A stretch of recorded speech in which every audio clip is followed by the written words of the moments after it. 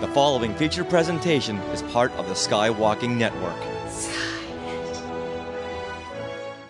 This is what you can look forward to on episode 405 of SKYwalking Through Neverland. And 1923, that's when the Disney company was founded. That's why we have D23 Expo. It's a ride around Mickey and Minnie. We've never had that before. Right. They're going to lose their minds. Yeah, they're going to be listing these Easter eggs for years and years to come. Secret squirrel came out of nowhere. Yeah. The Disney short just comes to life around you. It's very much like Rise of the Resistance with less Kylo Ren. Yeah. So I don't know if that's something that will upset you or not. It was all started by a mouse. By a mouse. Disney is now using its fan base as free copy editors. By a mouse. Are you ready? Welcome to Neverland. Here we go. A long time ago, in a galaxy far, far away. To all who come to this happy place, welcome. Disneyland is your land. When I first made Star Wars, everybody in Hollywood said, well, this is a movie Disney should have made. You're more than just fans. You're family. Best day ever! Secrets lab. It's about family, and that's what's so powerful about it. Hey. When you use a bird to write with, it's called tweeting. When we visit the world of Disney, we never grow old. It's a Peter Pan, Neverland that keeps us young in heart. This is Jedi Master Obi-Wan Kenobi, and you are skywalking through Neverland. I have a good feeling about this. Hey, Skywalkers! Let's start off by wishing a happy 100th anniversary to the Disney Company. And to think of all the countless accomplishments and innovations in film and TV and theme parks. And then to think it all started by a mouse. Not with a mouse, by a mouse. After a week hiatus, we are back, and we are happy you are here with us once again for this episode of SKYwalking Through Neverland.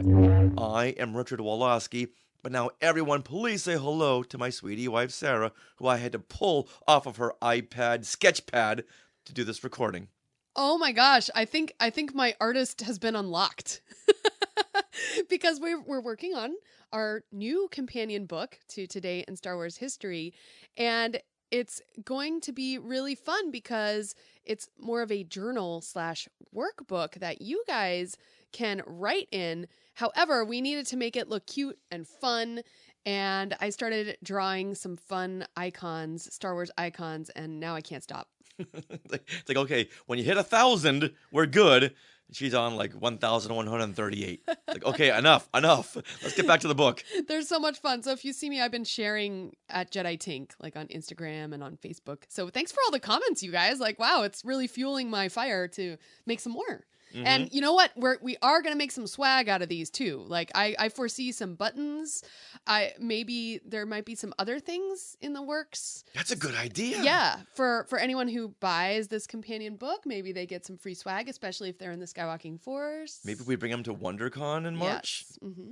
So, with that excitement, we want to welcome everyone to your enthusiastic podcast destination for the many decades of your Star Wars, Disney, and Marvel fandom. So it's time for your weekly Wookiee hug and your sprinkling of pixie dust for your family of Skywalkers. Now, coming up, we will be joined by Mike Celestino of Who's the Boss podcast and laughingplace.com to share in the excitement of our Disney experiences at Disneyland. There are so many things that opened, including the opening of the fantastic Mickey and Minnie's Runaway Railway attraction, plus decor and so much more. Now, we are being sponsored by Small World Vacations, and they are a diamond-level Disney vacation planner travel agency and can help you book your trip to a Disney park around the world, or maybe even the Mickey Mouse penthouse suite at the Disneyland Hotel. And best of all, guess what? This service is free of charge. So head over there to smallworldvacations.com for a no-obligation price quote and tell them SKYwalking Through Neverland sent you. All right, now we are recording this from Long Beach, California on January 31st, 2023. Richard, what happened today in Star Wars history? Well, lots and lots. So we want to wish a happy 53rd birthday to our good friend Eric Walker. And Eric Walker was Mace Tuwani in the Ewok Adventure and Battle for Endor. Well, he was born on January 31st, 1970. We have loads of interviews with Eric. He's joined us many times, and he joined us for our Ewok Celebration panel at Star Wars Celebration. So he's turned into a really good friend. Yeah, it was really fun. Now, also, 48 years ago, in 1975, Ralph McQuarrie completes his first Star Wars painting, The Droids in the Desert, also known as R2 and 3PO Leave the Pod in the Desert. Everyone knows this iconic concept painting by Ralph McQuarrie where 3PO is in the foreground and R2 is in the background and they're walking away from the escape pod. And this is the famous concept art that Anthony Daniels saw in his audition, correct? Yeah. When he was like drawn to this droid? Yeah. This was the painting that made him say, okay, I will be trapped inside of this plastic costume for months on end. Yeah. Because I like the way this droid's soulful eyes are looking at me. Now, when I would see this painting as a kid, I thought, what ripoff knockoff is this? Because at this time, there were so many Star Wars knockoffs. That with, makes with, sense. with toys and magazines. I thought this was one of the knockoffs because you know you're ripping off R2 and 3PO. This ain't no R2 and 3PO. And back then I had no idea what a concept painting was. Right. Yeah, you were like 8, right? Yeah. Yeah. How funny. Right. All right, what else happened today? And this is something I can remember. Okay, I'll say it. Okay, so on January 31st, 1997, that's when Star Wars Special Edition was released. I was in the theater. It was the first time I saw Star Wars on the big screen. And yes, just like the commercial, it was like no other, right? What's the commercial? For an entire generation, people have experienced Star Wars the only way it's been possible, on the TV screen. But if you've only seen it this way, you haven't seen it at all. And that was true. There were so many things I noticed, including the fact that Leia had on, not lipstick, what is it? Lip gloss. She had on lip gloss. I was like, oh, I never noticed that. You know, maybe in that little belt of hers, she has it's like a Batman utility belt. She's got her little makeup compartments. I think so. And then, of course, the sound mix was amazing, so I heard a lot more of the soundtrack as well. Yeah, because up at this point, we were relegated to watching Star Wars mainly on HBO or Cinemax or Showtime or even the Pan and Scan video. But now we get to see it again up on the big screen the way it was meant to be seen. What theater did you see it at? I saw it at a new stadium seating theater in Austin, Texas. I forget the name of it, but the new thing was the stadium seating. And so we drove a little further than we would have just to get that new theater smell, the stadium seating. And I just remember like the audience was just going mad. They were booing at Darth Vader. They were cheering at Luke. They were cheering with the Death Star. It was like a melodrama. It was amazing. I saw it at the Grauman's Chinese Theater. Wow. Not the IMAX. Oh. Whatever theater, but the Grauman's Chinese Theater. Okay. Oh. Yeah. So the same theater, but it's just called something different back then. Before it was bought out by IMAX. And 2 rows over from me was a guy with a camcorder. He was recording.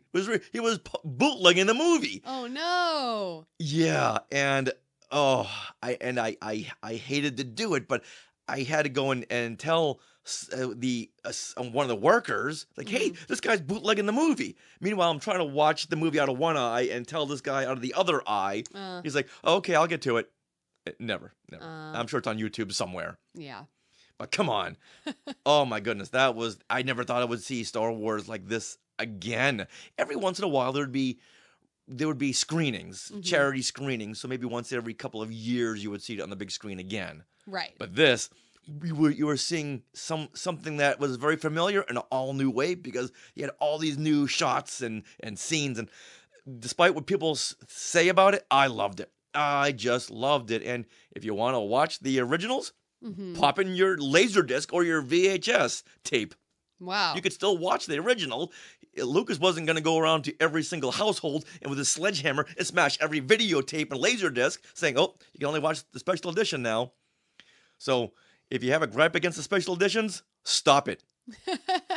Yeah, Star Wars Reporter is saying, I wish theaters would play the original trilogy on the big screen every year. You know, if you live in Los Angeles, Star Wars Reporter, is that Steve Fitch? Possibly. Because the El Capitan Theater shows the films every once in a while. Not so much in a marathon, but maybe they'll show Star Wars on one night, and Empire on another night, and Return of the Jedi. But they're all the special editions. Right. Okay. Well, thank you for commenting, you guys. That was exciting. And I do have to say, you know how, Richard, you like to see Star Wars in the theater on your birthday? Well, in 97, I was treated to Return of the Jedi in the theater on my birthday because March 10th was my birthday. So my whole 16th birthday was all Star Wars. Being born in January, the films were out of the theaters. So I never had that until Return of the Jedi. In 1983, when Jedi came out, it was just so big, it rolled over into 1984. And it disappeared out of theaters on September the 5th, 1983, and it resurfaced. All of a sudden, it came back for a second run. Wow. And I'm crossing my fingers like, oh, come on, hold out until January. Hold out until January.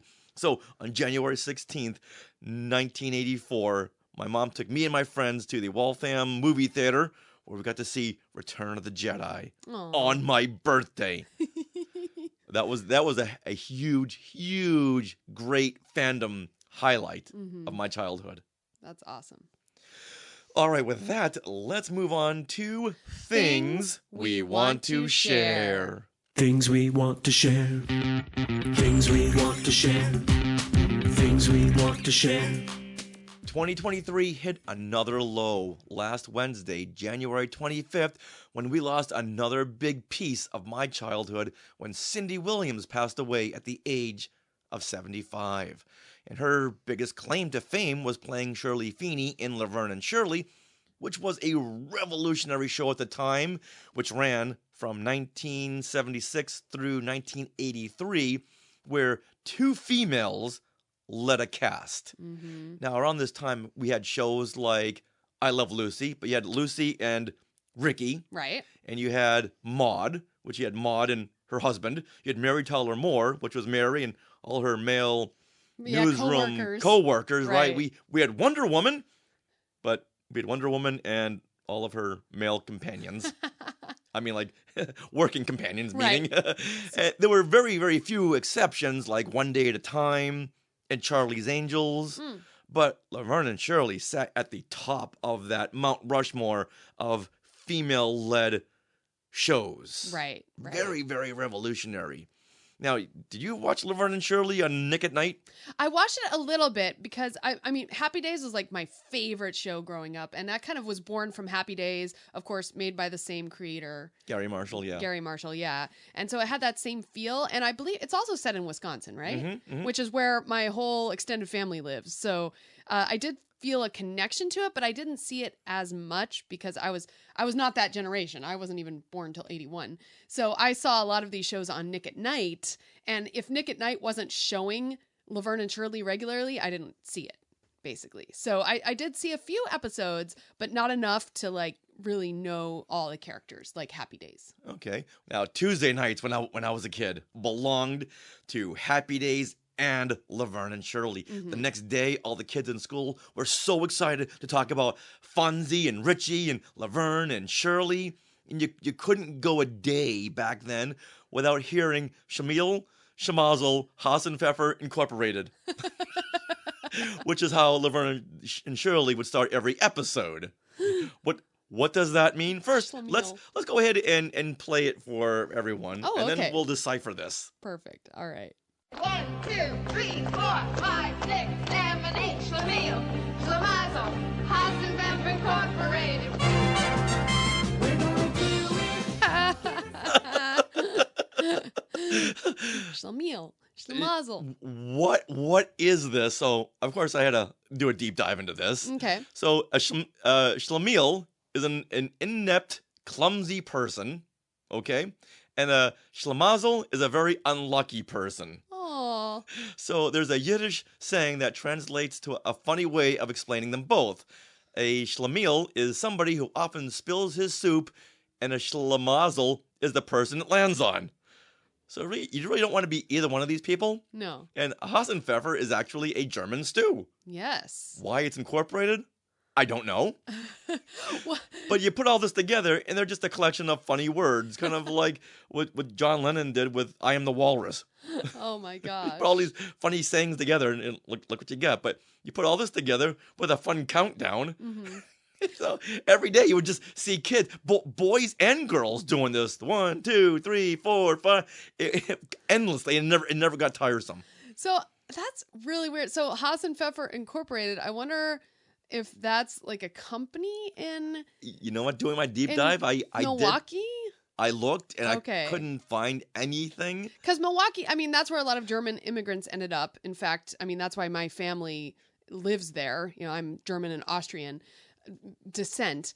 And so, like, there's all these amazing German restaurants in, like, downtown Milwaukee, and that just... Or, like, places you can get bratwurst and German sausage, like, authentic. Mhm. And that sounds like a place that you would go in downtown Milwaukee to get your German bratwurst. All right, where's your phone? Call your cousins. They'll know. They'll know, my aunt, Now, cousins. Martin Keeler is saying in the Sky chat, Okay.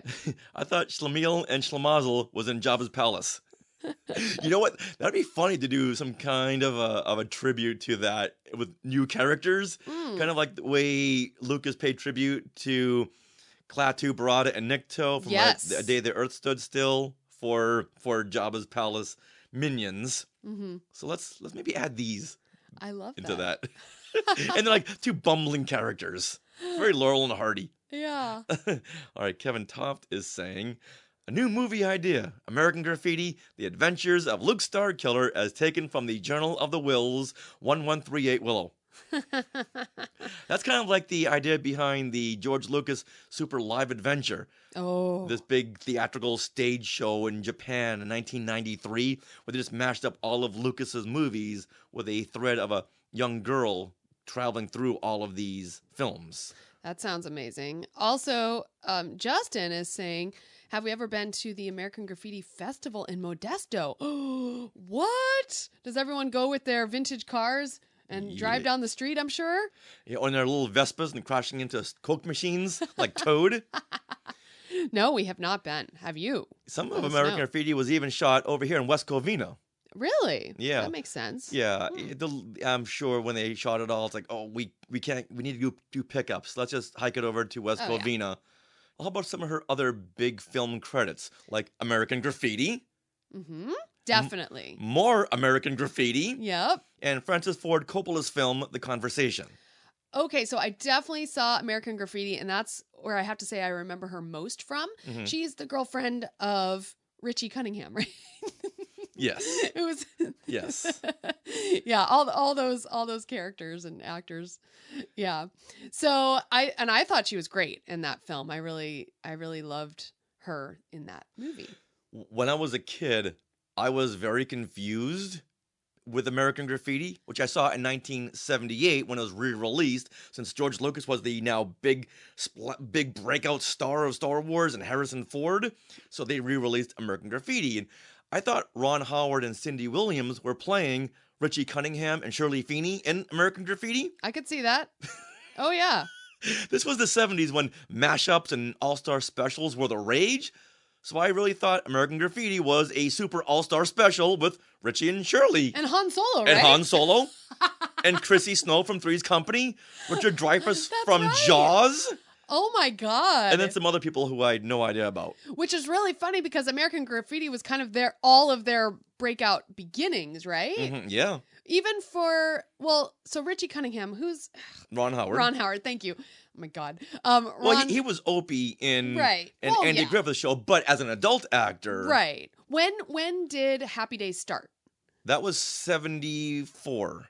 Okay, and when did American Graffiti come out? 73.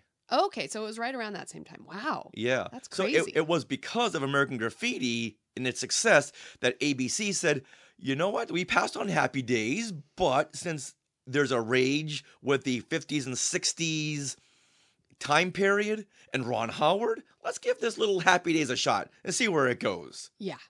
So if It's it hadn't crazy. been for George Lucas and American Graffiti, we wouldn't have had Happy Days or Laverne and Shirley or Mork and Mindy. I know. Man, Mork and Mindy. Oh, so great. Okay. Right now, some of let's read some of these comments. Some of these comments are great. So Justin is saying, I actually got to meet Cindy Williams and had her autograph my American Graffiti Blu-ray. Whoa! Amazing, Justin. Was that at a convention? And please post a picture of that in the SKYwalking group. Yeah, we would love that. Whoa! Oh my gosh. Kevin is asking about American Graffiti 1138. That was Paul Lamatt's license plate number. Oh, okay. THX 138. Okay, got it. Little already starting the THX Easter eggs. Oh, Justin is saying she was very nice and personable. I'm sure. I'm sure. She just seems like a nice she person, seems like right? Like Cindy Williams and Shirley Feeney are about the same person. Yeah. Now there's another George Lucas Star Wars connection with Cindy Williams. She auditioned for Star Wars. What? Yeah, she went up for Princess Leia. Oh my gosh. Not Luke or Han, but Princess Leia. Uh-huh. Even though Lucas said, you know what, I don't want to use any previous actors right from American Graffiti. Right. Harrison Ford just kind of came in through the back door. Mm-hmm. But he said, okay, I'll see you, but don't count on it. So let's go ahead and play a little bit of her audition. Here we go. Okay. Action. Well, all the data banks in Little R2 are still secure. Well, then I think we're due that reward that you promised, don't you think? And I hope it's substantial after all we've gone through. When Little R2 has been safely delivered to my forces, you'll receive your reward. You have my guarantee. Well, what's that little droid carrying anyway that's so blasted important? Huh? The plans and specifications to a battle station with enough firepower to destroy an entire system. Our only hope in destroying it is to find its weakness, which we will determine from the data I stored in R2. That's really not fair of George Lucas to make these actors audition with that kind of dialogue. No kidding. You can see not just her, but even Carrie Fisher and anyone else auditioning, just going, I can say these words, but I've got no idea what I'm talking about. Oh my gosh. Although if you've ever seen Carrie Fisher's audition, she does have this like air of authority for being 18 or 19. Like amazing. Yeah. So, wow. Well, look at who her parents are. So I'm sure some of that really helped with her background. Her mom was like a princess / queen. Yeah. There was a lot of similarities I could see between her audition and her character Lori from American Graffiti. Very sweet and soft-spoken. Yeah. But when you get them riled up, forget it. Watch out. Yeah. Now, did I ever tell you that Cindy Williams' sister, Carol, was in my film Skip Tracer? Amazing. I mean, you've told me that, yes. But everyone else, that's really cool. Yeah, and I really wanted Cindy to drop by to do a little cameo, but yeah, I didn't want to ask. Oh, in your film, in my film, or just to stop by. Right. And Carol Williams was a major part of more American Graffiti. Okay. So to me, that was like a big coup, getting someone from a George Lucas film in my movie. That would be cool. Yeah. So I got to reach out to Carol and express my condolences. Yeah. So even though Laverne and Shirley, both of them, are now gone, I never thought I would say that. So everyone, wow, turn off your TVs for a moment of silence.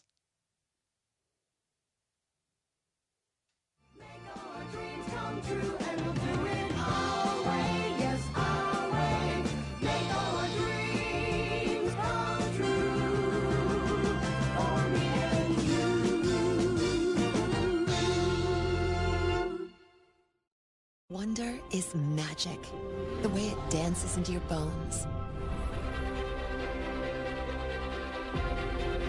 It's amazingly beautiful, yet so simply understood. Shared across generations, across time, These things unite us, elevate us, and pull us together in a way nothing else can. Because if we continue to surround ourselves with wonder, we will always find each other.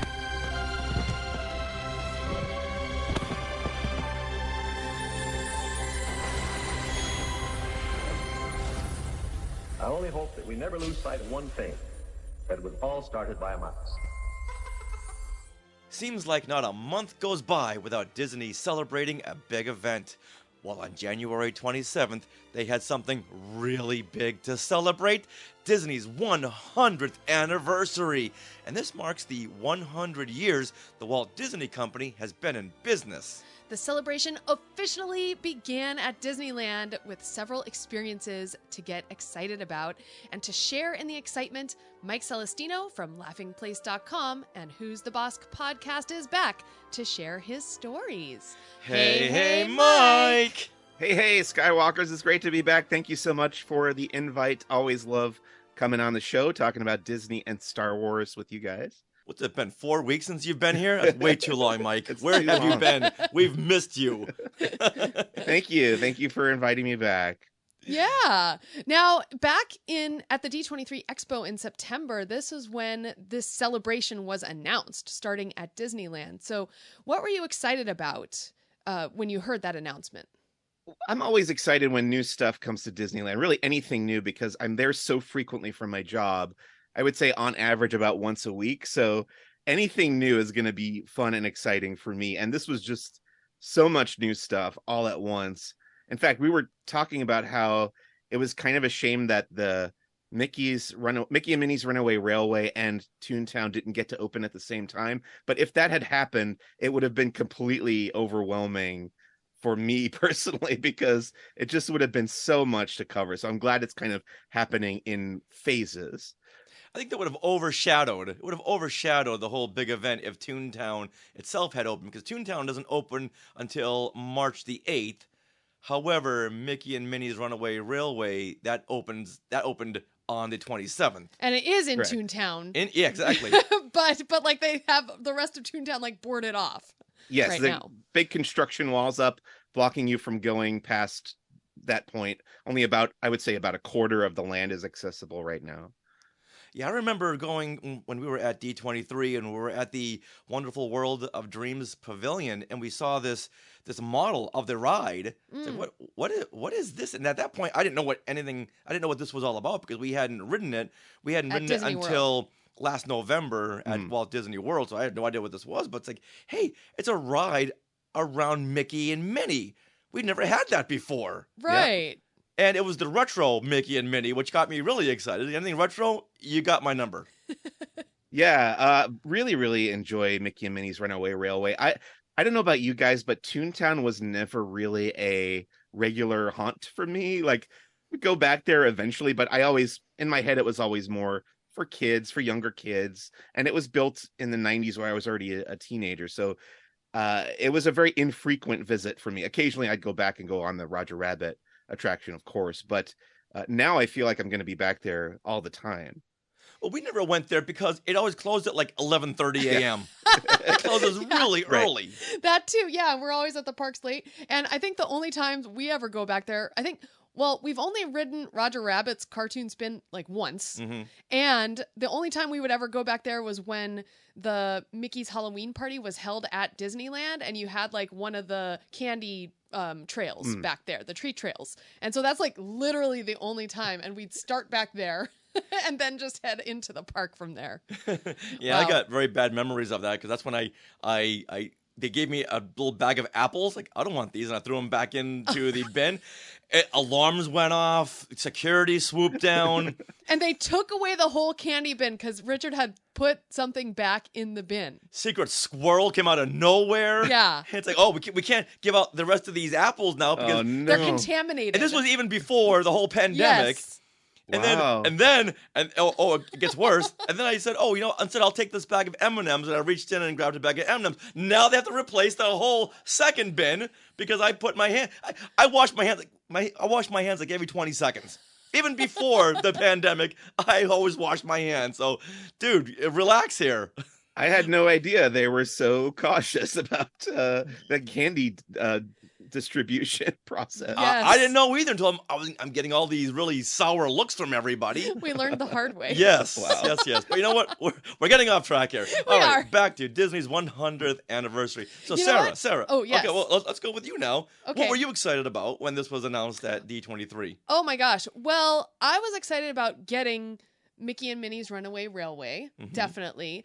But then I also love anything with, like, I just think it's such a big milestone, this 100 years. And, 1923, that's when the Disney company was founded. That's why we have D23 Expo and all that stuff. And what's interesting is D23 Expo is not actually happening in 2023. However, I was excited to hear that Disneyland was getting the first, like, this is where the celebration is beginning. And for me, that was my favorite part. I was like, oh, it's here. It's our home. It's Disneyland. So we're going to be there. I'm so excited to just be in the atmosphere of this event. So, Mike, you were there for the media junket right before the celebration on the 27th. So, how many days was that held, and what was that like? The media event was 2 full days, so starting very early Wednesday morning and going very late on Thursday night. Pretty much jam-packed those 2 full days. We were given kind of a whirlwind tour of everything going on at Disneyland for the Disney 100 celebration. The very first thing we did on Wednesday was ride Mickey and Minnie's Runaway Railway. They took us back to Toontown. They gave us a guided tour of the queue. Ooh. Which, if you guys have been on the Walt Disney World version, you know that the big difference between the 2 attractions are the queues. So at Walt Disney World, you're going to enter through the Chinese theater, and the lobby is themed to the way that the Chinese theater looks here if you go visit in Hollywood. But in Disneyland, it's the El Capitan Theater, and the name is a reference to the El Capitan Theater, of course, but the lobby doesn't look anything like the real El Capitan. It's more about traveling into the cartoon world and getting a history of Mickey Mouse as a character. So everything's in universe. It is in universe. Yeah, it is.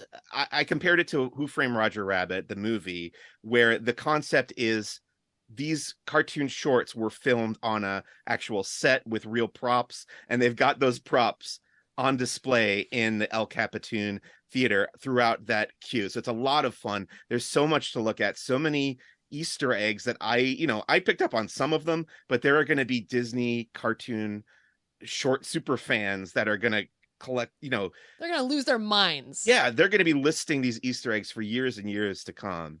Yeah, like my favorite thing I think was like the Sorcerer's Apprentice things. So like you have the Sorcerer's Throne, and you have the big giant book, Yen Sid's book, that's like half burned and half waterlogged because it's been in the water, like supposedly filmed in the water scene, in the Sorcerer's Apprentice, and in even the hat. And if you stay there in the queue long enough, the hat like lights up and things move around. Yes. It's super cool. Yeah, so Mickey's whole costume is in there. Yes. His Fantasia costume. Yeah. The red robe and the hat and other costumes of Mickey Mouse's. Yeah, they have, what was it? They have like Mouser size, I believe. Yeah. Those 80s Mouser size costumes. Yeah. So that was the first thing we got to do, was this guided tour of the queue, Mickey and Minnie Runaway Railway queue from a Disney Imagineer. Then we went on the attraction, and we got to explore the portion of Toontown that is currently accessible a little bit. The rest of the media event was spent, there was a sort of a press conference presentation type thing in the Opera House where they gave us an overview of the Disney 100. And then at nighttime, we got previews of both the Wondrous Journeys fireworks show and World of Color 1 over at Disney California Adventure. Nice. Wow, did you get any swag? Because that's always the fun part. Yeah, so I brought the swag to show you when we talk about the merchandise. But you want to talk about that now? Well, what swag did you get at the media event versus the merchandise that you picked up that you had to actually buy?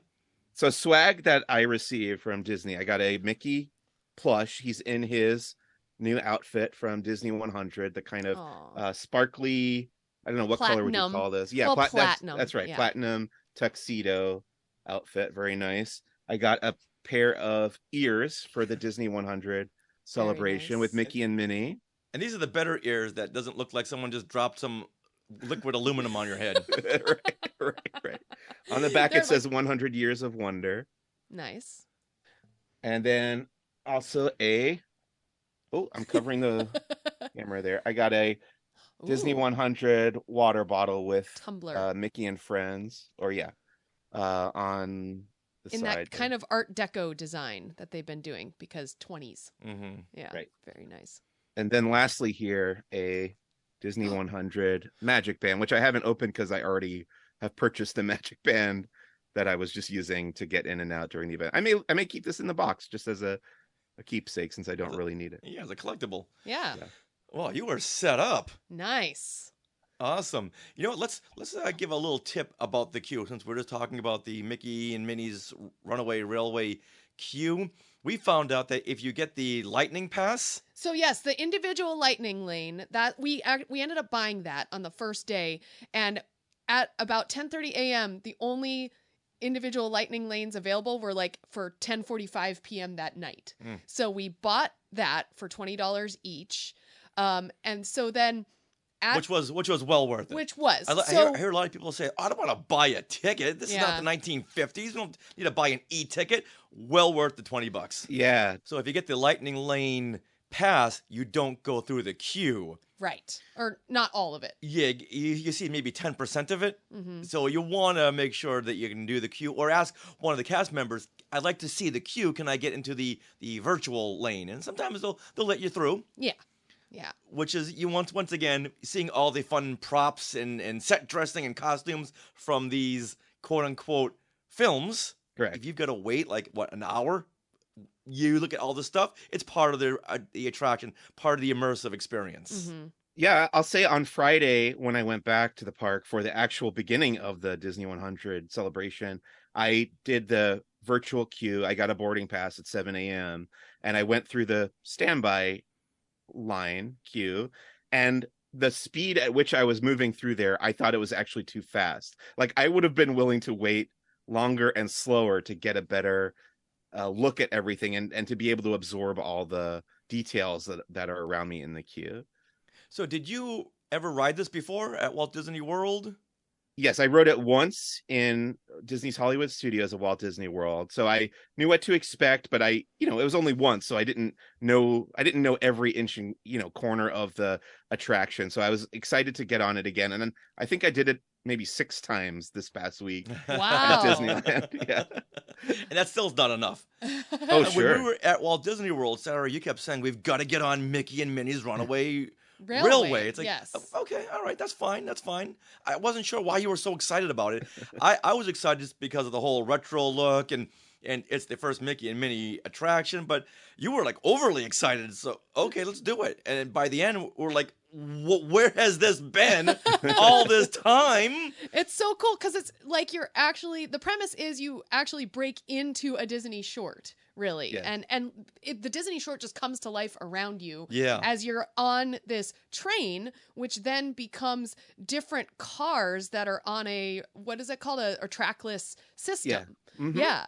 And so you with these 4 other cars full of people, you do different things. Like you have a dance lesson with Daisy Duck, or you go through things happen in these shorts. So you're in a short at a fair and all of a sudden a tornado comes and messes up the fair. And then you're somewhere else and a lightning storm comes, so all these things come and mess up each of these little shorts that you're in. It's very much like Rise of the Resistance with less Kylo Ren. Yeah. So you're going on all these little scenarios. And what I love about it is they didn't do the Universal Studios thing where everything's all projected.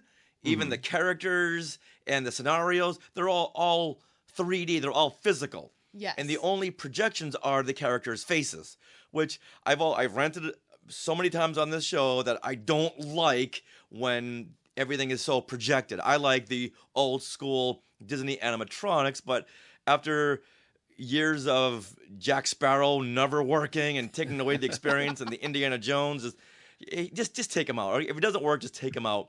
But the fact that now they can do the projected faces, it's seamless. Or in like Elsa on the Epcot. Frozen Ever After ride? At Epcot, her face is projected and it's seamless. So I do love this combination of projection and actual physical animatronic. That's what they do here, and I've always loved that. I hope they never take that away.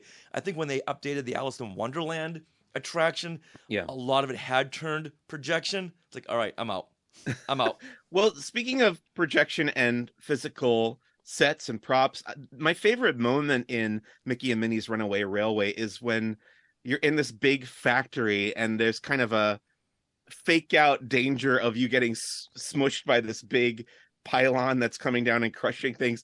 And then there's a moment where the big factory transforms into the park that you were in at the beginning. And it's a combination of projection effects and physical changes to the set around you. And it works so beautifully. I really love how they combined all those different techniques. Yeah, even the projection of the waterfall. Yeah. That's my favorite part, because you feel like you're going over a waterfall. Yes. I felt myself kind of sitting back in my seat. Going, oh, okay, all right. I know that kind of thing would be very hard to do physically with real water, because it would just get really messy and you'd have Splash Mountain all over again. And who needs that? Right. I don't need to get wet. Well, one of the great things about the ride is just the art itself. So the fact that, yes, you're seeing like a theme park, right? But it's like it's drawn there for you. Everything looks drawn. And in fact, our friend Dave, he noticed at the very end, when you're kind of waiting to go get off the ride, you're in this area where Mickey and Minnie have just said, oh, we're at this picnic, and there's fireworks, and there's these lamps. And lamps have what look like someone has drawn yellow around the lamp to make the iris of light. The glow, yes. The glow of the lamp is drawn. And the way they did that is around the lamp itself. It's like what is that called? Like a sheet of plastic. A sheet of plastic that has been drawn on that yellow rim. So when you get to the lamp, look at it. And because that plastic is so thin, translucent, right, or transparent, you can't tell that it's there. All you see is the glow. I can't say that I noticed that, but next time I go on, I will definitely be looking for that. The other thing that I was told to look for that maybe you guys noticed or maybe you didn't is the crabs. There are hidden crabs throughout this whole ride. In every scene, there's a crab that pops up, and I found a few of them, but I gotta keep my eye open next time I go on. Why crabs? Yeah. I could not answer that for you. Okay. That's weird. Yeah, that is. What I want to know is at the very end, when you're about to exit the ride, there's a little tiny bird sitting up in a little barnyard scenario. This is facade, and these guys in back of us were so excited for this little bird. Who was that little bird? I know the bird has a name. I don't remember it off the top of my head, but I do know that people are very excited about the bird. Okay. And it's another thing where if you ask me why, I would not be able to tell you. So I know the bird is at the beginning of the ride and the end. And if you have to wait a long time to get out of the queue, that little bird, it's something to watch because little things happen. So he has eggs and the eggs hatch and he like winks at you or waves or like flies. Yeah, so there's little things that he does. But these guys in back of me, they were looking at this thing like the way I look at Howard the Duck. Like, oh my goodness. Oh. I mean, it kind of looks like the little orange bird from Disney World, but it's not. No. So I don't know. Yeah. Okay. So if anybody knows, let us know. Okay. All right. So right now, just so everybody knows, Mickey and Minnie's Runaway Railway is only available via virtual queue access or individual lightning lane. So virtual queue, you can request to join at 7 a.m. when you're not in the park yet, but you have a reservation for that day. Or you can also request at 1 p.m. and I think you have to be in the park at that point to get the virtual queue. And if you don't get that, which we did not, we were 0 for 2 on the first day, you can buy your individual lightning lane and that changes price per day. But you just have to know that those may sell out. Like I said, at 10:30 a.m., they were already at like 11 p.m. at night. So those probably sold out by noon. Oh. Yeah. Good to know. Yeah.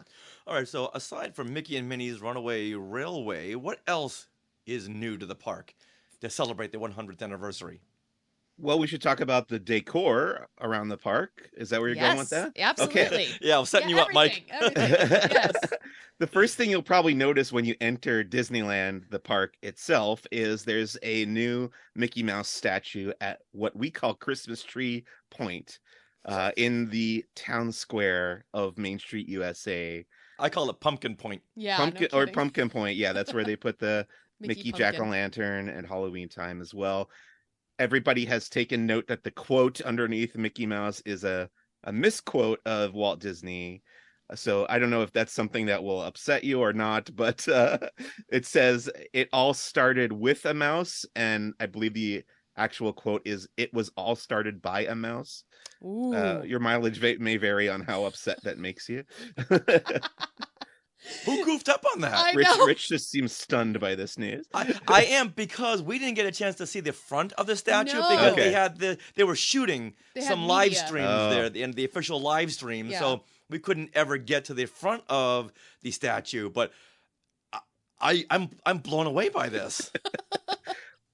As you know, accuracy is a big thing with us in today and Star Wars history. Well, then you'll be upset to find, I mean, they've corrected some of this stuff, but people have pointed out there were other signs around the resort that had errors and typos on them going into the 100th anniversary. Are you kidding me? No, I'm not kidding. Wow. On the tram route, there are all these banners that are celebrating milestones in Disney history. One of them was the opening of Snow White and the Seven Dwarfs, which had the wrong year on it. I think it said 1935, and the real it's date was 1939. Yeah, exactly. The other one was the Matterhorn bobsleds. They had 1955, and it was 1959. They also, there was one where it said Walt Disney World, and Disney World was all one word. And as you guys know, Walt Disney World is 3 words. Yes. So there were some errors, but my joke was that Disney is now using its fan base as free copy editors. So you're not that. Hello, today in Star Wars history, it's right there. Maybe I need to do one. Check your facts, Disney. Here are the dates that you need to know. Yeah. Oh my God, that's terrible. Well, I do have one thing. So the Mickey statue right there at Christmas tree / Halloween Pumpkin Point is actually a little diminutive. It's very small for that space, I would say. I mean, when you're used to seeing a giant Christmas tree or a giant something there, I feel like it's a little small. It's odd because there's a much larger statue of Mickey Mouse. Is it where you're going with that? Yeah. There's a much larger statue of Mickey Mouse in downtown Disney, right across from the Star Wars Trading Post, actually, by in front of the building that used to be the ESPN zone. Where they usually put the murals, basically. Right, So, the murals every so often, they'll trade them out. Now it's a big Mickey statue, and it's huge. It's like, I don't know, 2 stories high, it seems like, or maybe a story. Yeah. But yeah, like we took a picture with that because we happened to walk into Disneyland rather than take the tram. And we took a picture and shared it, and people were like, "Where is this? Oh, we can't find this anywhere." It's like, oh, well, it's downtown Disney. All right. We interrupt this broadcast for some fact checking. All right. Here is Walt Disney with the quote. I only hope that we never lose sight of one thing, that it was all started by a mouse. It was all started by a mouse. And what is the quote on the statue? It all started with a mouse. Oh no. Hopefully by now they've changed it. and they're saying, yeah, I don't know what you guys are talking about. It was always correct. But how do you get a Walt Disney quote wrong and it's the Walt Disney Company's 100th? This is when you don't fact check. Well, apparently they did not get Today in Star Wars history, or they would have seen my rant in the book about fact checking. The counter argument and the other joke that I made was that it doesn't actually attribute the quote to Walt Disney. It just has quotes around that line. So I said, as long as somebody said that at some point, it is an accurate quote. And I said it. So they could be quoting me. Who knows? Oh, so funny. it doesn't say. It doesn't have the little line like by Walt Disney. Yes, Right, exactly. Okay, right, okay. correct. It doesn't say who said it. Oh, that's sneaky. funny. Oh, someone is like, oh, thank goodness. Thank goodness we didn't have any room on this plaque. Richard, I have to turn down your sound. You're getting too excited. Yeah. Oh, my goodness. Too riled up. Wow. I did not know Wow. all of these false dates and I know. information. That's crazy. It's one thing to put it on your website. We can easily change it, but we Right. have it right here inscribed in attractions where the whole world is watching. Or a poster. There were more bloggers and YouTubers there on Friday than there were actual guests. Mm-hmm. Oh, yeah. That does not surprise me. I feel like that's a regular occurrence these So days. then you would think that they would know this and think, we got to get everything right. Because if one thing is wrong, we know it's going to this is what's going to headline the news. Yeah. Oh. All right. Well, one thing I heard, and Mike, maybe you can tell us, is there are more than just that Mickey Platinum statue or those two. There's other Platinum statues around the park. And will they interact with the Magic Band Plus in the future? I've heard that they will interact, much like the Walt Disney World 50th anniversary statues, if you guys are familiar with those. Yes. I believe these statues will interact with your Magic Band Plus. The only other one of the characters that I've found was Minnie Mouse, who's in front of Tomorrowland in Right. Disneyland. If you stand in the hub and just walk toward Tomorrowland, you'll see her there on the left, or sorry, on the right if you're looking at the castle, on the left if you're looking at Tomorrowland. And her quote is, "A dream is a wish the heart makes," which is from Cinderella. Not the right thing. Isn't it supposed to be a dream is a wish your heart makes? A dream is a wish your heart makes. Oh, come on! Oh, I Come mean, on. that I wasn't going to nitpick, but Okay. I just thought it was odd that it was a quote from Cinderella. Yeah. And it's on Minnie Mouse, but who knows? I don't know. I'm not one of those people who's going to get angry at this kind of stuff. Yeah, but... me neither. Well, okay, so someone asked me on Instagram, he wanted to see the Oswald statue, which I never found. Oh, yes. However, I saw a picture. It looks like he's in a merchandise shop. That's true. I did see the Oswald statue. I forgot about that. But yes, he's Okay. in Elias and Company, which is on Oh. Buena Vista Street in Disney California Adventure. For some reason in my head, I didn't group those into the same category. But yes, it is another big platinum statue of a character, and Oswald is present there. Yes. Okay, that's why we didn't see him, because we never made it to DCA on the 27th. Mm. Okay. All right. I found it odd that when we were walking in the entrance, the sign was changed to Disneyland's. What else are they not getting right with this? And Disney was spelled with a Z, not an S. Boy, there's okay. But let's not focus on that. I'm getting too excited, too riled up. Yes. Okay, so do you have anything non-riled up that you can share, Mike, about that the won't Disney get me 100? so upset. Well, you know what? What did they get right, Mike? What they got really, really, really right is Sleeping Beauty Castle. It's just gorgeous, especially at nighttime, because you've got these fountains on either side of the moat, just beautiful, shooting up into the sky, and the lighting, it's just beautiful. Go check it out. Definitely wait until after dark and take your photos in front of the castle this year. They've got a shield above the drawbridge, above the entranceway to the castle, that has the Disney 100 insignia on it, and the three fairies from Sleeping Beauty. Sleeping Beauty. Yeah, thank you. Flora, Fauna, and Merryweather. There you go. I learned their names recently, so I was just trying to call those to mind, but thank you. You beat me to it. And very, very cool looking decor, new bunting and banners around the castle as well. Everything looks very nice. And it's kind of iridescent platinum-y, and even the logo, which I didn't notice in the daytime, that 100 logo has like lights around it, LED lights that like go shoots like it's magic, like the fairy's magic is circling around it. Now, are those fountains new?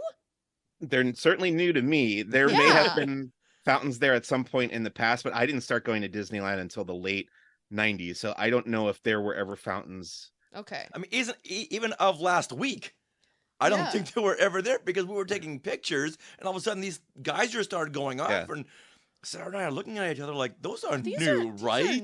Yeah, like I don't remember fountains ever. Yeah, pretty sure that's new for the Disney 100. Also, I do have to say that the characters have new costumes, like Mike's little Mickey Mouse there with his platinum jacket. Mickey himself is dressed like that, so he's got like this sparkly platinum jacket, and what are they, like purple pants or dark purple? Yeah, purple pants. Yeah, if you want to see all these characters, look at our Instagram. Yes. And we made a Instagram reel that has all the new costumes with the characters. The Fab Five. The Fab I believe, Five, yes. Yeah. Was Daisy? Did you ever see Daisy Duck? No, she never came out. Okay, I saw Daisy in her Disney 100 costume at the end of the night on Thursday after we saw Wondrous Journey. So she does have the costume. I don't know if and when she's coming out for regular guests in that outfit, but she does exist. Okay, good to know. Chip and Dale, too. Chip and Dale. Oh, they are so much fun. Yeah. Love them. They look so cute. Now, what about some of these nighttime shows? Let's get into those. Okay. There is a new World of Color called World of Color 1, and it mostly focuses on more recent output from Disney. I would say starting in the 90s, actually, with Pocahontas. Oh, well, the most distant in the past they go is 1977 with a movie called Star Wars, and that's probably my favorite moment in this show. Did you guys get to see World of Color 1? We have not yet, no, but hopefully we'll see it at Moonlight Magic. So I don't know, how much do you want me to spoil about the Star Wars moment in this show? All right, Skywalkers, spoilers ahead. Spoilers ahead. All right, go ahead. We want to hear all about it. There's a great Star Wars segment. It really sent a chill down my spine, where the Mickey's Fun Wheel, now known as Pixar Pal Around, goes into hyperspace, and it incorporates everything. All of the Incredicoaster track becomes a star field, and the projections on the water, which is the bulk of what you'll see in World of Color, become scenes and illustrations from Star Wars moments that we're all familiar with. A really, really wonderful moment. But there are a bunch of moments like that throughout World of Color 1 that really got a big reaction from the crowd. The other big one being kind of near the end from Avengers Endgame. Ooh, I can guess. Go ahead, please. I mean, is it the moment where Avengers assemble? Yeah, we get all the Doctor Strange-esque portals opening up. Yes. Does it play the Portals music from the film? It very well might. I don't know if I could identify that theme offhand, but got it. That moment was great. The Lion King segment was really good. Ooh. I really liked the Soul segment from Pixar's Soul, kind of a jazzy instrumental part with music and colors to go with it in the water. Very, very nice show. Is there anything else that we should talk about with World of Color 1 before we move to Wondrous Journey? Well, we haven't seen it yet. So basically, why is it called World of Color 1? Well, the theme of the show is how one person can start a ripple that changes all of... Well, then call it Ripple. Then don't call it 1. Well, then they're going to rip off Spirited, the movie, which has that Ripples song, like all about that, basically. Well, then just go all the way then. If you're already going to do the theme, the thematic themes, then just call it Ripples. So that's interesting how... If they called it World of Color Ripples, I would have thought it was like potato chip. That would be weird, yeah. But World of Color 1's like, okay, when is there a part 2, part 3? What are we looking at here? Well, so 1 kind of goes in with the whole wondrous journeys, the 100 years of wonder. And the Oneaters. Yeah, I was going to say, I was like, World of Color Oneaters. Sorry, I stepped on your joke. That's okay. No, I love it. All right. So basically it's worth it, right? It's worth it to see that show. I would say that I am not a World of Color super fan. I know people who are.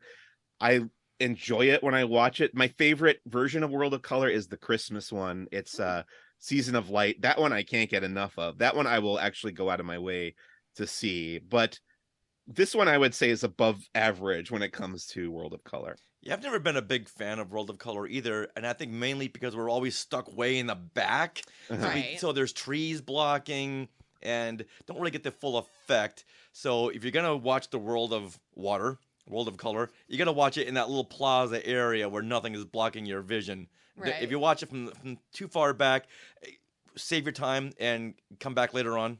If you are too far, it is tough to enjoy World of Color, and if you're too close, you may get wet. You will get wet, Yes. Definitely. Yes. So the trick is to be in the back of the Little plaza section. Yeah, that plaza that dips down. We into say the wet, water. more like a mist comes over you. Yeah. Not like Splash Mountain. No. Where you're getting soaked. Right. Depending on winds, yeah. It is uncomfortable though if it's cold, which usually it is. Yeah.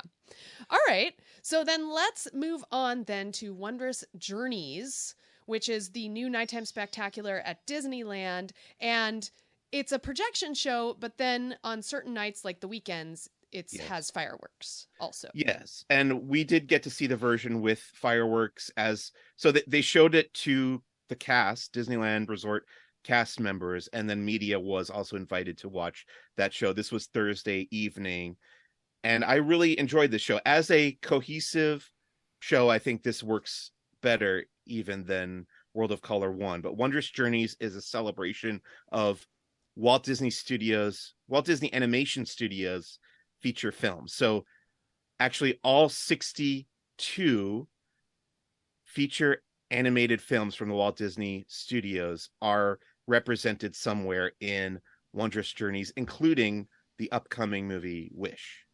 Oh, wow. Okay.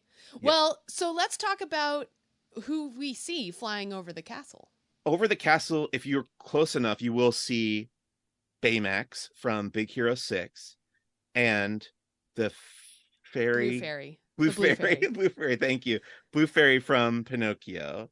Right. Where I saw it, we were about halfway down Main Street because I think they wanted to give us a idea of the projections on the left and right side of Main Street, USA. So the characters flying over the castle were very tiny off in the distance. I haven't seen those up close yet, but I really would like to.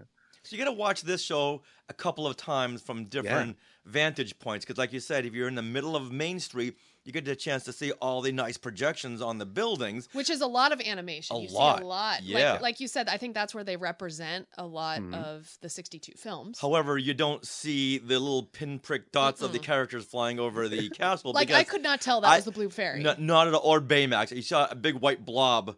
What is this, the Stay Puft Marshmallow Man? I don't know what this is. Right. So you got to watch it from the middle of Main Street, then get a little closer to the castle where you can see the flying characters. And I really want to see this Baymax. I know. Me too. And I will say the second night that I saw the show, which was Friday night, I stood at the Rivers of America, and I might like that even more than watching it from Main Street because they have tailored the projection effects on the structures, that little shack that's on Tom Sawyer Island, and you've got the projection effects on the Rivers of America as well.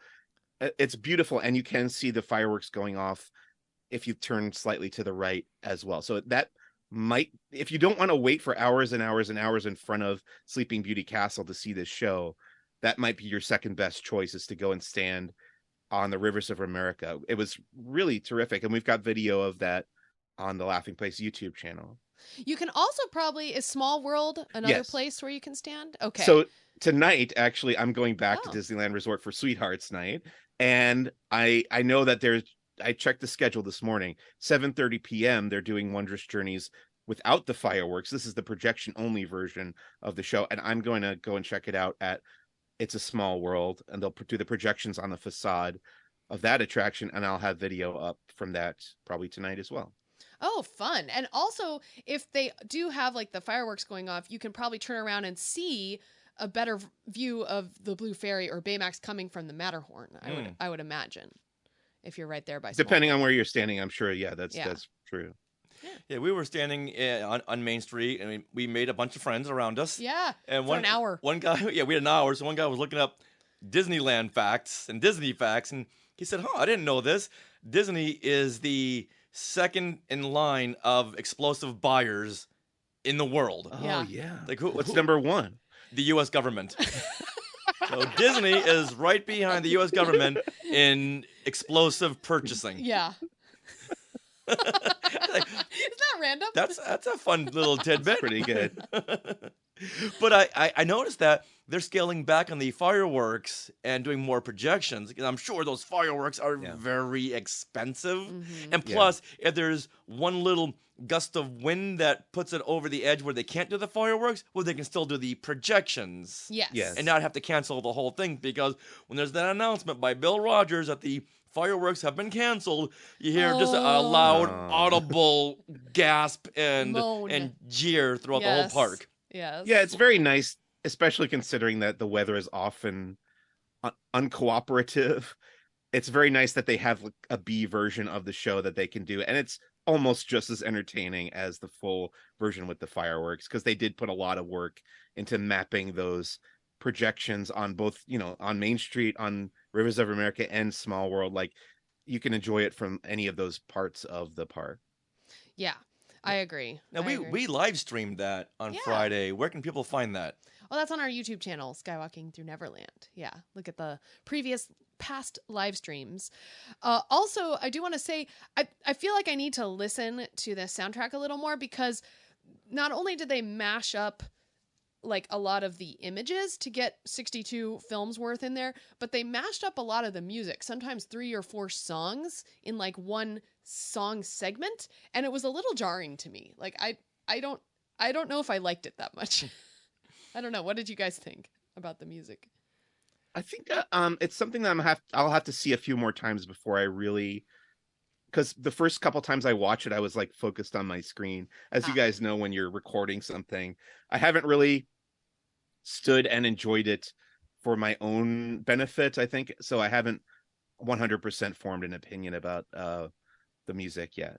Okay. I'm more of a visual person. Oh, okay. So I didn't even know there was music. Oh my gosh. No, at one point they tried to mix up one of the, not Hercules, the Hunchback of Notre Dame song with like a Moana song with something else, like, and they were playing all 3 at once. And it was just really weird. I was like, what's going on? Like this, they weren't made to go together. And here they are like mashing up the music. So were we there at a cold opening? No, why? Why do you say that? There's a lot of things that need to be polished and have the bugs worked out of it. That's how anything is, though. But one thing I think they usually try to get right on the first try is the food, right? They always have special foods that everyone has to try. Did you get to try any foods, Mike? And was there anything that you really liked?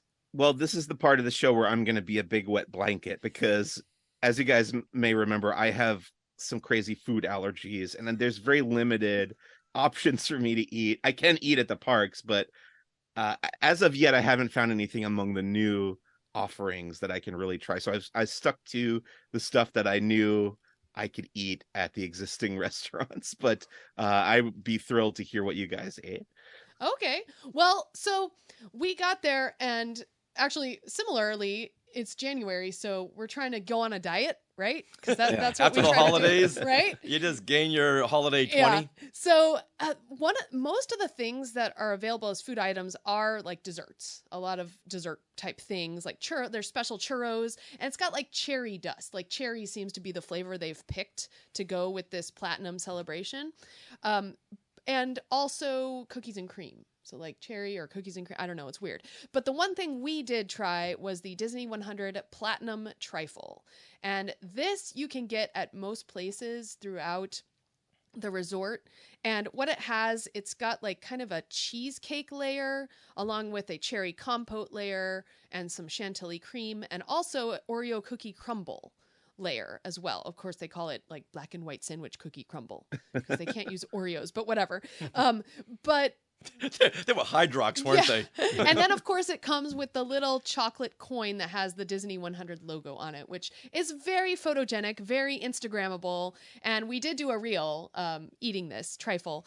And it was very good for someone who, like, I'm not a big cherry fan or a cheesecake fan, but all those flavors mixed together was great. And for Richard and I to split that was perfect. Yeah, and I love cherries and I love cheesecake, so this was tailor-made for me. You liked it? Then when you add Hydrox in there, that's a winning combination. So yeah, that would be the one item we did try. Other than that, they had some new items at Galactic Grill, but I don't think they're Disney100 particularly themed. But they have like this burger that has ham and pineapple on it. and it was really good. So Yeah, we, it was That's good. yeah, wasn't it? If I could eat that, that would be something I would definitely enjoy. It was really yummy, and they had something else that we tried. Oh, a mushroom Philly cheesesteak. That was good too. That was, and it was not it was vegetarian. It was a vegetarian meal, but it was so mushrooms. don't let the name throw you, because I thought we were gonna get Philly cheesesteak. Right. And I just really didn't focus on the word vegetarian. Yeah, but that was very good too. So if you guys want to eat at the Galactic Grill, go ahead. We had a very good lunch there, so totally recommend that. All right, so other than food, there were a lot of new merchandise pieces. Mm-hmm. You showed us some of your swag. Did you end up buying anything? Yes. I'm almost ashamed because it's something that really appeals to me as an obsessive collector of things. And when I first heard about it, I was like, oh, this is going to get me. I bought the Disneyland souvenir medallion collector book. And the idea is you go around to all these different vending machines. I want to say there's 11 total machines that we know about around the resort. And each of them have 4 different medallions that you can buy. And you buy this book and you can keep all your medallions in the book. I've decided, now let me see if I can stick to this. I've decided I'm not going to buy all the medallions. I'm just going to buy the ones that I really like. But I did buy all the Star Wars ones. I did buy all the Haunted Mansion and Pirates ones because those are my favorite attractions. And I bought Sorcerer and Mickey because I felt like that was iconic, you know. So I'm going to be selective about the medallions I buy because they are a little pricey. They're either $6 each or $20 for 4. So they're not super cheap, but it is a nice book. It's and like it metal, is right? Like a steel bookcase. Yeah, it looks like a steel book. It looks like it, but it's I don't even know what material Is this that is plated made cardboard? Yeah, it's like plated cardboard, pretty much. Exactly, yeah. Okay. And the Star Wars coins you can get at the Star Trader, right? Yeah, it's right outside of the exit to Space Mountain in Tomorrowland, kind of next to the Star Trader. Yes. But it's just a really nice set. There are actually medallions that I bought previously from those vending machines that aren't Disney100 themed. I know I have some Mandalorian ones and some Pirates of the Caribbean ones that I can also store in here, even though they don't go with the Disney100 theme. But yeah, that they got me with that one. So good job, Disney. That's cute. How much was the book just itself, right? It's I want to say the book was, boy, I want to say it was maybe 25 minus my discount. Right. Okay. You know, because I have the Inspire key, so that took off 20%. a decent amount of it. Yeah. Well, yeah, you and I, Richard, we kind of looked around, and they have a lot of interesting merchandise. They have these collections of clothes that are like kind of black or kind of gray with this lavender color as the other color. The highlights. As highlights, they've chosen like this lavender color, which I'm not the biggest fan of. I'm more into jewel tones. But and they have this Art Deco design for a lot of the characters. So we didn't end up buying any clothing.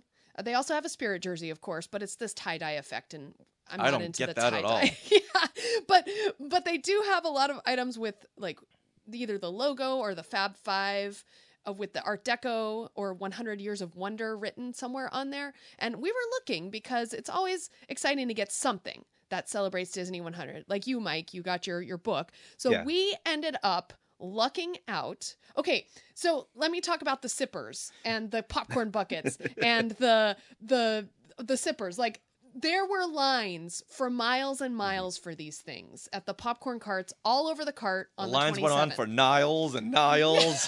And if you don't believe me, you're in denial. Denial, yes. So, and it was ridiculous because Disneyland fans are manic for these popcorn buckets and souvenir sippers. We just are. Like by 10:30 a.m., they were all sold out at all the restaurants around, right? So we went for dinner at Rancho del Zocalo in the 5 o'clock hour. There was no line. We walked in. We looked over at the area where they have the drinks and the desserts. And there was the Mickey sipper winking at us over there. A whole stack of them. A whole stack of them, no line. And we're like, okay, we got the little Mickey sipper. And it's so cute. It's like, maybe it's like 10 inches tall, or like even maybe a foot tall. And it's little Mickey in his platinum suit with the purple pants, and he's like winking at you. Very well sculpted. Yeah. And we had sworn off of these popcorn buckets and sippers because we got so many of them when they first came out. Yeah, they were all the Star Wars themed, the Millennium Falcon and the Stormtrooper helmets and Boba Fett's, and they ended up in a closet somewhere. So we thought, okay, we gotta stop this obsession. Yeah. But this little Mickey was just we had to get it. It was just so nicely sculpted with the jacket, chrome jacket, very reflective. Yeah. And that just, when something's that shiny, you got to get it. So no line, we got it. And I believe that was $32. So which is a little pricey. Didn't they up the price on these popcorn buckets? Well, especially for a sipper, usually it was like sippers are like 17 or something. So yeah, they like doubled the price. But that's our only souvenir right now. Yeah, so this was a sipper, right? Yes, I get sippers and popcorn buckets. We never use them for their intention. No. We just get them for the collector, because we like the way they're sculpted, and we like the novelty of it. Yeah. So yes, we ended up getting it, and he's sitting in our living room in a very nice prime spot. Like you guys, I have also sworn off buying popcorn buckets and sippers because yes, they just take up so much room, but they are very cool. Yeah. They came out with a whole lot. 10 years? Well, on 2015-ish. Yeah. And our friend Marcus Gonzalez was the designer of these, so we wanted to get these to support him. Yeah. And then, once again, we stopped at the AT-AT. Yeah, that's right. Okay, we don't have room for this. and in fact, it was Marcus who consulted with us about the TIE Fighter.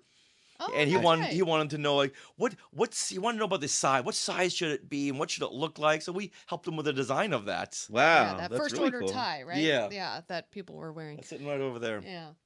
Yeah, great. So that was really cool. He's since not working with the company, so we really should talk to him again on our show. Isn't he working at Universal? Get some more insight. I think so. Yeah, well, when we were there for Halloween, they had some really nice popcorn buckets and sippers. Yeah. Oh, Disney, how did you let him go? Yeah. All right, now, you know what? Let's take a moment here to thank our good friend Sue at Small World Vacations. She let us crash in her Mickey Mouse penthouse suite at the Disneyland Hotel, and we got to thank her profusely because we got a chance to really sit back and enjoy the moment without having to rush. We recharged our batteries. Yeah, it was the middle of the day on the 27th. Yeah, and we're putting together an Instagram reel of the room. She said, yeah, go ahead and record the room. It's so nice. It's so cool. It's big. There's 2 bedrooms, one for the parents, one for the kids. There's an open space living area. There's like 3 bathrooms. Yeah.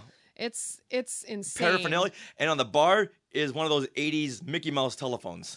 That was the highlight for me. Was it plugged in? Like you could call somebody from it? You know what? No, I don't know. It was not plugged in. I tried. Okay. I tried. It didn't have any red buttons on it, so I didn't play with it. Yeah, it was really neat. And that's a club level at that hotel, so you can go to the little club room and get free food and drink and stuff. It was really nice. Yeah. All right, so was there anything else about this Disney 100 that we missed or didn't touch on? The one thing that I have seen that we haven't talked about yet, well, actually 2 things that we have not talked about that I have seen. One is the new exhibit in the Disney Gallery, also known as the Opera House in Town Square. You can go in there and they have a Disney 100 exhibit that's all about attractions that were turned into movies and movies that were turned into attractions. A lot of art framed on the walls. They have a few maquettes. And they have the old evil hag statue that used to be in the villains shop in Fantasyland. They have a Dumbo statue, I think from the Tim Burton Dumbo movie. A lot of fun stuff to look at in there. That replaced the Haunted Mansion 50th anniversary exhibit that was there for, I think, 4 or 5 years. So it was time for that to switch out. And I think this was a good excuse to do that. So I'd recommend checking that out. over the Jungle Cruise exhibition, it said, "We're sorry. We saw the movie. We're sorry. we apologize." But one of the things my favorite thing in that exhibit was there's like a wall area with the multiplane camera. Or I don't think it's the actual. It's a scale model because it's much smaller. Yeah. If you guys have been to the Walt Disney Family Museum in San Francisco, they have the actual multiplane camera, and you can see how very big that thing actually was. It's true. Yeah, I was like, that's very small. It is a scale model, and in front of it, they have this little TV, like 50s TV, that's playing. If you just watch it for maybe 5-10 minutes, it goes through various things of how they actually used the multiplane camera. It shows animation without it. It shows animation using the multiplane camera and zooming into a scene, like with the moon in the background. It's really interesting. It also shows other various how they do different animations. So I sat there and watched it for 5 minutes. I was just fascinated.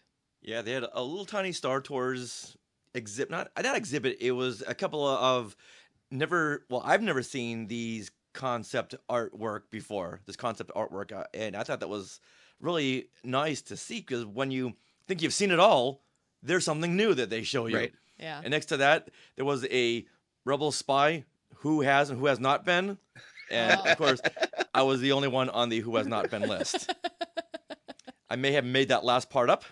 That reminds me, I've been so busy lately, I haven't had time to check out your film, but I gotta go and do that. Yes. You're in it. Had we known this beforehand, we would have thought twice about who we're gonna have on the show today. I'm sorry. I know I owe you that. I'm definitely gonna check it out. Oh, it's 9 minutes. I know. It's just really remembering and then finding 9 minutes to go and do that. But I will go and watch it. Yes. All right. So, well, tonight when you're at Disney and you have some time waiting in the queue, just punch it up on your phone, okay? Okay, we'll do. All right. So what was the other 100 thing? So the Disneyland Band has incorporated some new tunes into their repertoire. One of them is actually called "It's Wondrous," and that's the new song written for Wondrous Journeys, the new fireworks spectacular, nighttime spectacular. The really great song that works fantastically well in the show, and then their cover of it is really fantastic as well.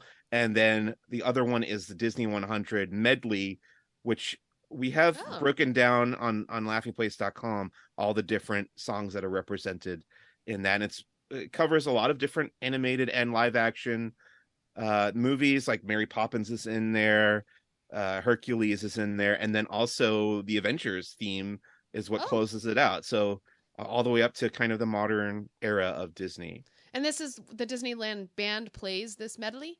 Yes. Cool. When I saw them, they were right in front of the Main Street train station. Okay, great. Wow, we'll have to catch them at some point. Yeah. I also heard that there are some special Disney100 PhotoPass spots, which we have to check out still. So there's like so much to do, you guys. It's ridiculous. So we couldn't do it in a day. Well, no wonder the press day was 2 days. Yeah. Yeah. And you even stayed an extra day too. Right. Right. Yeah. And when we had met with you on that Friday, yes, you looked very tired, which understandingly so. Yeah. But you said you had some big Star Wars Celebration news. That's true. Yes. So I actually, while I was in Galaxy's Edge on Friday, just kind of seeing if there was anything new to look at, I checked my email and saw that I had received my approval from Star Wars Celebration that Who's the Boss, my Star Wars podcast through laughingplace.com, has been accepted for the podcast stage, which is called the HoloNet News stage this year at Star Wars Celebration. So this will be the first ever live show of Who's the Boss with a guest and with an audience. Hopefully people will show up. Sure they will. In history, since I started this show 3 years ago. So very, very excited to do this. I was really crossing my fingers that I get approved this year. I had applied last year and I got rejected, so I wasn't sure if I had, if I would make the list. And apparently I'm at the point now where they think I'm ready to do this. So I'm very, very excited. Yay! Yeah, congratulations. Yeah, don't feel left out if you had not been accepted in the past. Sometimes they'll have shows on. It's like, that's not even a Star Wars podcast. Why are they here? You have any ideas of your theme or what you're going to do? Yeah, so I have guest parentheses S, maybe one or two guests in mind. I am in the process of reaching out to the proper channels to line them up, but I can't say much more about that yet. But when I do have confirmation, I will definitely share the news. Awesome. Excellent. And since we are podcast stage veterans, always come to us. Yes. We'll help you along the way. Yep. Oh, for sure. I'm going to be approaching you guys about advice because, like I said, this will be my first live on stage performance of this podcast. So a lot to think about, a lot to worry about.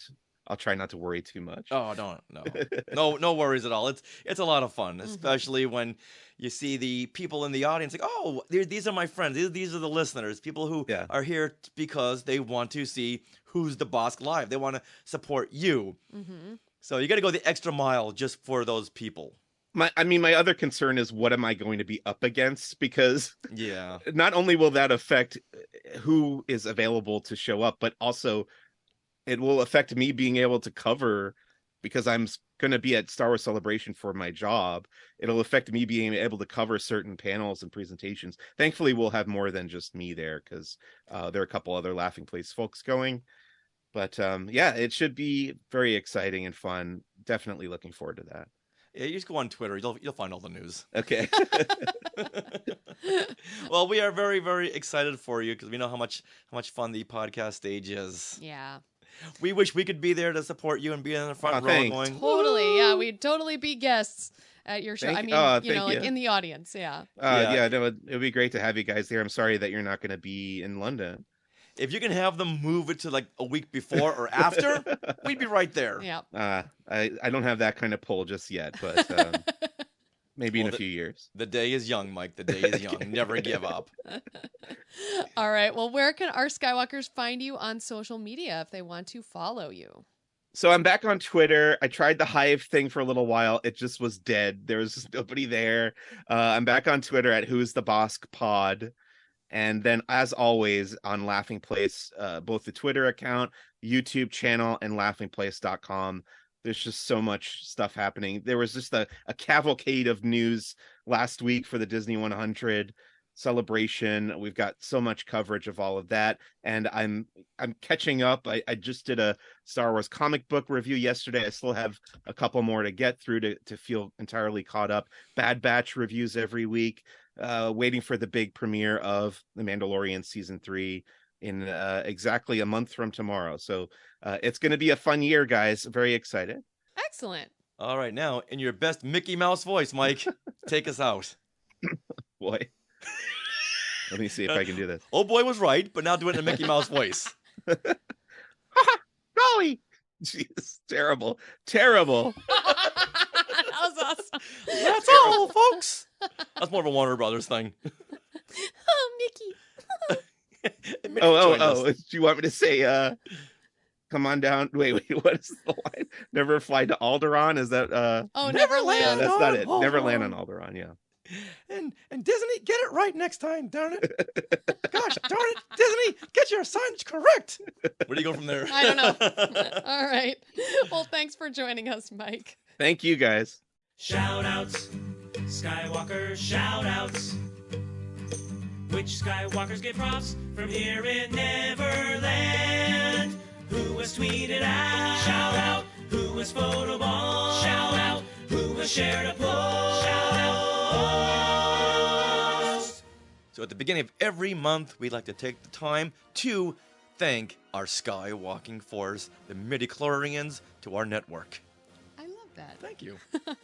So without further ado, thank you, Anthony Kikias, Blessed Cheesemaker, Bryn MacKinnon, Carl Fox, Chickafant, Christopher Marino, Courtney Turkel, Darren Irvine, Dave Kerwin, Don Glover, Garrett Sessions, Glenn Stein, Jennifer Cole, Jeremy and Heather Hunt, Jeremy Stevenson, John Liang, John Zoncanaro, Julie Caruana, Kelly Turkel, Laura Bryce, Meredith Duckworth, Michael Corbett, Michael Knipp, Mike Sanders, Mike Ward, Nancy Steinman, Patrick Pine, Patty Hammond, Patty Nazarian, Peter and Norma Heitman, Reynold Gobey, Scott Carmichael, Scott Hume, Terry Lee, Wesley Meecombs, Wynn Patterson, and Lisa Barry. So thank you once again to everyone who supports this network and all the shows. Every month we get that Libsyn bill.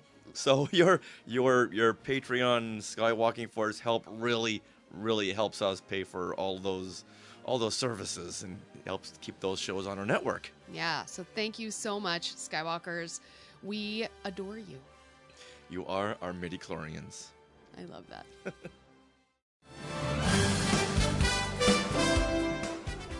Well, that wraps up episode 405 of Skywalking Through Neverland. We want to thank Mike Celestino for coming on the show and sharing all of his experiences at the Disney 100 anniversary. And we want to thank all you Skywalkers for tuning in every... Is that an old-fashioned word, tuning in? My grandmother used to say that. I love tuning in. For tuning in and watching our live recordings and weighing in the Sky Chat and watching Rebel Spy Reject and commenting and watching our Instagram Reels and our YouTube videos and everything that we do. You support us. So thank you. Are you interested in our books? Today in Star Wars History Part 1 and 2. Well, autographed copies are available from skywalkingthroughneverland.com/book. Or you can head to Amazon and buy the books there as well. And as we teased, we are working on a companion journal. So it's going to be really fun. It's something you're going to be able to write in and share your Star Wars fandom in that book. Did you ever have the book The Artist's Way? Oh. That was a huge book in the 90s. Heard of that, yeah. Where people could fill in stuff to... affirmations, yes, and just things that they're doing to better themselves. Okay. Well, this is a way to document your Star Wars fandom. So we are working on that. It will also contain some puzzles and crosswords and things. It'll be really fun. Coloring pages? Yes, coloring pages. All kinds of things we're working on. We just can't stop. I know. It's actually been really fun. So we can't wait to share that. So, we would love to thank our sponsor, Small World Vacations, for their support. Are you thinking of a trip to Disney parks? Well, you can fill out a Get a Quote form at smallworldvacations.com today. Their vacation planning service is free, so check it out and tell them Skywalking Through Neverland sent you. Also be on the lookout because there's lots of new things, including this week, we're going to be at Sweethearts Night, and we're going to be sharing that through Instagram Reels. So make sure you check that out at Skywalking Pod and at Small World Vacations. Now, do you want to support Skywalking Through Neverland and the Skywalking Network? Well, consider supporting us through the Skywalking Force, which is our Patreon. The Skywalking Force has access to bonus content in the form of our Zoom discussions on the latest Disney Plus shows. Right now, currently, we're doing Bad Batch. Today was we just saw episode... Tribe. Episode 6. Yes. Episode 6. With Gunji the Wookiee. Mm-hmm. Oh, can't wait to talk about that. Yeah, that's going to be a fun discussion. All right, and also if you're part of the Skywalking Force, you get coupon codes for our books. Multiple. Books, plural. And you might get some swag, too, once we get those ready for our companion journal. And this bonus content begins at, get this, only $5 a month. So head over there to skywalkingforce.com and have a look at the options. And once again, thank you to those who are already part of the Skywalking Force. Now, we are part of the Skywalking Network. Oh, I get to do this. Skynet. Where you can find other great shows like Talking Apes, which we just put out another episode. The Max EFX Podcast. The Neverland Clubhouse. Totally Tell Me Everything. Star Warsologies. And the YouTube shows Collectopolis and Today in Star Wars History. And you can find us on social media. We are at Skywalking Pod for Twitter and Instagram, and you can find us on Facebook. Just search Facebook for Skywalking Through Neverland. Click to join our group and answer the questions, or you can like and follow our page, or do both. We love that. You can also email us, share@skywalkingthroughneverland.com. Now, don't forget to stick around for bloopers and other fun bits that didn't make it into the show, and always remember Shlemiel, Shlemazel, which was started by a mouse. And Neverland on Alderaan. Some imagination.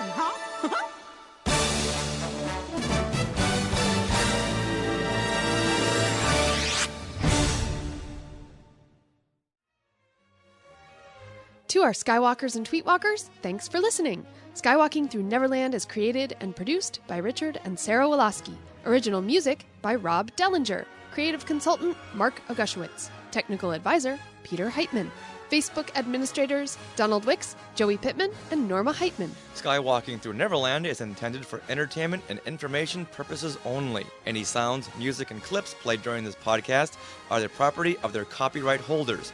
All original content is property of Skywalking Through Neverland, all rights reserved.